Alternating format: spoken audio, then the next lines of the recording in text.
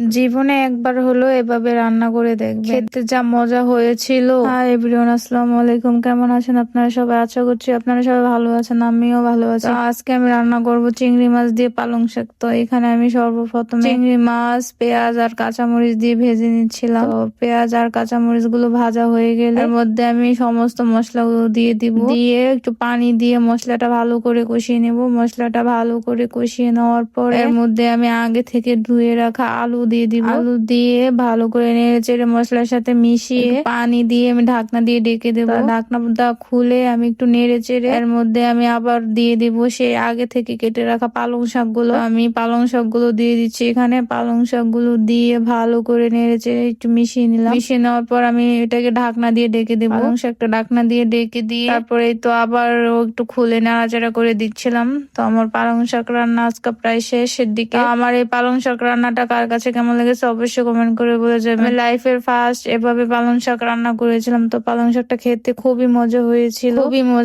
খুবই ভালো লেগেছিল, খেতেও খুবই টেস্টি হয়েছিল। তো জীবনে একবার হলো এরকম ভাবে পালং শাক রান্না করে দেখবেন, খেতে খুবই মজা। আর যারা রান্না করেছেন তারা তো বলে যাবেন কমেন্ট করে যে কিরকম লাগে, আর অবশ্যই এভাবে একদিন হলেও ট্রাই করবেন। আজকের ভিডিওটা এই পর্যন্তই। সবাই ভালো থাকবেন। আল্লাহ হাফেজ।